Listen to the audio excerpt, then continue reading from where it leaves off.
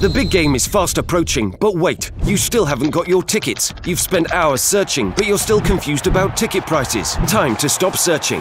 Visit ticketcompare.com. We compare ticket prices for all the popular leagues and tournaments for you. We work only with the most trustworthy sites, so you can have peace of mind when buying your tickets. Compare prices, buy tickets, get to the game.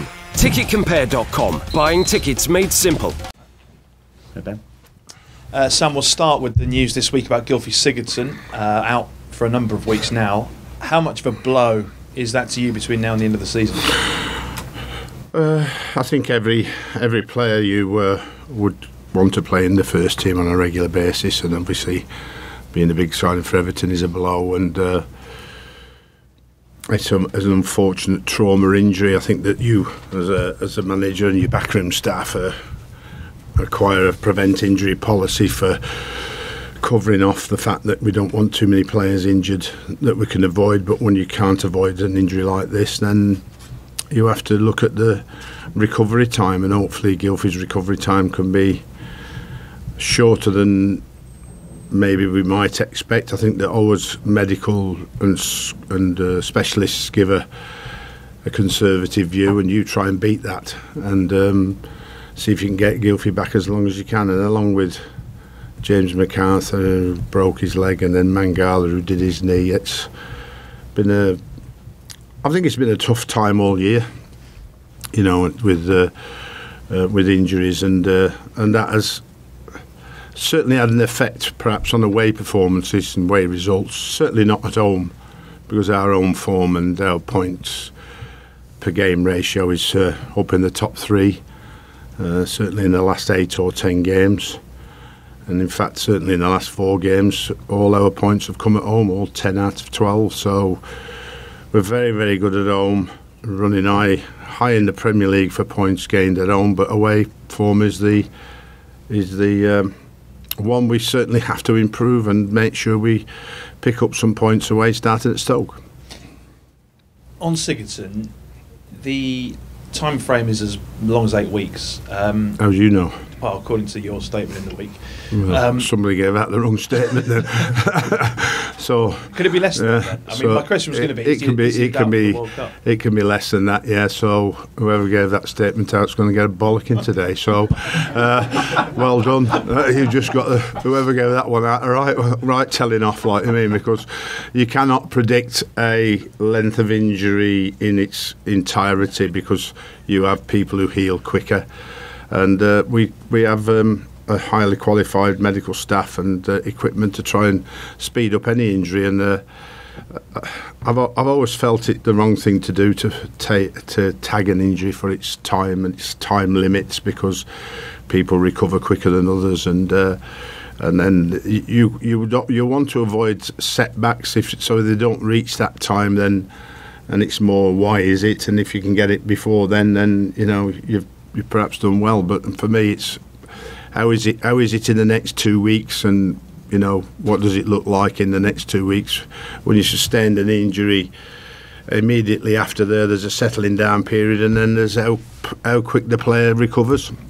And Gylfi's motivation is obviously to get back playing for us, and obviously playing for Iceland in the World Cup. Does it mean we're likely to see Wayne Rooney play more then as a number 10? Who knows? I think he's played the number 10 role pretty much in a 4-3-3 before the role he played. He played the role on Saturday for the first time, which he took over from Ghana, who was ill, and sat in that position and produced a top quality performance. But we've seen all our performances at home at the highest level. Particularly since I've been here, and the points that we've gained.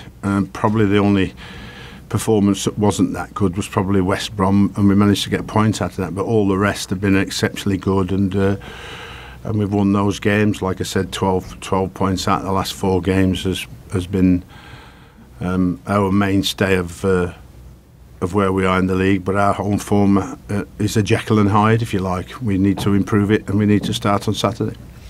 With Rooney dropping into that deeper role for the last game, how impressed were you with what he brought to that position? And could he play that way going forward? Well, I think that I think we have a number of players that like that position themselves, like you mean. So I think that there's players who, have played that position for many seasons. But we certainly know now, if needed, that he's more than capable, So I think the overall scenario is everybody to emulate a level of performance away from home as they've shown at home. I think that's been our problem, that the players haven't hit that peak or that peak performance that they have done when they've played at home, and then when they've been in a position to get a result, particularly in the last 2 away games, have slipped up and have ended up with no points at all, and that's really disappointing, not just for us but all the Everton fans that travel away from home, because obviously they're there in the numbers, they sell their ticket allocation out, and we want to get them as happy when they're travelling back as we get the fans at home as happy as they were last week when we beat Brighton. You've been linked with a move for Jack Wilshere, who's out of contract in the summer. No shortage of clubs, I'm sure, looking at him, but is that the sort of player that you'd like to bring in the middle to move the ball, who's capable of building a tempo? Next season is next season. I think that our main aim is to have the right discussions at the right period of time when we can. I think that when you're living with a squad of 38 professionals, then we certainly know that adding more players can only come about releasing some and moving some on. I think that the balance of ins and outs in the summer will be and will determined on who and what we bring in. I don't think there's any doubt about that. How much of a role then are you playing in recruitment for next season at this point?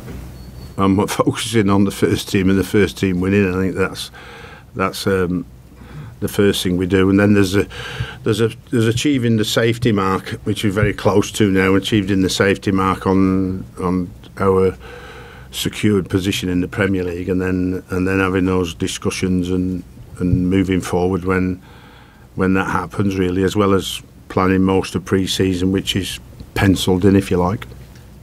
Big news last night was that Mark Hughes has taken over at Southampton as they're looking to avoid the drop. How big a challenge is that, going into a club with 8 games to go, to try and survive and, as you say, get to that safety line?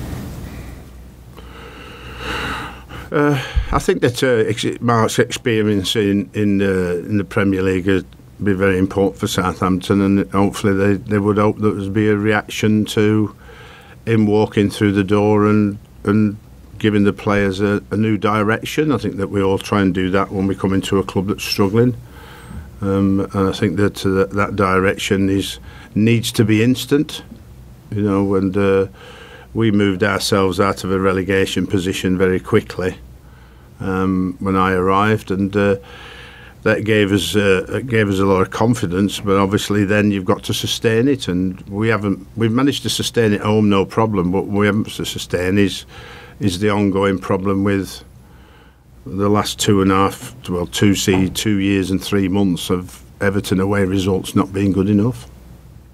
And finally then, you were at the Manchester United game on Tuesday. What did you make of their performance, and obviously the English club's performance in the Champions League in general this week? Well, I went to watch a couple of players from Seville, and I think that obviously Manchester United and its fans were very disappointed on the night, not just with the result, but the fact that they didn't apply enough pressure against Seville. I think everybody expected, and you've got such a big expectation at Man United, that they were going to get through after the 0-0 draw at their place, but unfortunately missing your chances at key moments at that level was costly. So it was a very disappointing night for the Man United fans. Sam, I understand you don't want to put a time frame on Gylfi Sigurdsson, but the time that he is out, how much of an opportunity could it provide for Davy Klaassen? It may do. I think that it's been a struggle for Davy since he arrived. I think that, and there's been a struggle since I've been here. But I mean, I think that when he gets an opportunity, and if he gets an opportunity, like all players, the players at home who've got an opportunity have done very, very well. Sometimes the players away from home have not lived up to the expectation, I think so. But he's been in the squad, and he managed a brief appearance, and if he does get the opportunity, hopefully he will shine and show what he achieved at Ajax. But at the moment we've got a squad of players that are hopefully eager and looking forward to the game against Stoke. How much have you spoken to him about the struggle that he's had to establish himself here? I think a few times. I think that at the end of the day, it's not just David that's struggled in his first season in the Premier League, like many players that arrive in this country. That the first year can be the very, very hardest for them, and then once they've actually had the first season under the belt and they come in for a new season the season after, and when they know what it's all about, and they felt the disappointment of not performing to the level that they wanted to or we expected, then they've got a big opportunity to then show what they're made of and why we brought them to the club, which is an ongoing focus on everybody and an ongoing pressure on every manager and every player that's brought to a new football club, particularly in today's prices. The expectation starts right from the very beginning, and sometimes that's very difficult to achieve your best performances in a season where you've arrived in a new culture, a new environment and a new league, and the best league in the world, as it were. What have you made of the job that Paul Lambert's doing at Stoke so far? Well, he's made him very difficult to beat now. I think that, like us all, that the basis of winning football matches is being hard to break down. I think that for us, we looked at the fact that we've slipped up by not achieving as many clean sheets as we should have done. Had we done that, we'd have picked up more points. He's working on the same lines, and then in possession, they're trying to use the new players that they've brought in to be a bit more creative. How key is Jurgen Shaqiri for them? Well, he's the key player from an assists, I think, and the goals that he scores. I think that we'd need to keep a close watch on him on Saturday and try to keep him as quiet as possible. One of their key men to try and mark out the game if we can. Hi, Sam. You're known to be innovative and try different things. So, have you tried anything different to try? With this away record, did you do anything different this week, or looked at anything differently? Well, we've tried a number of things. I think that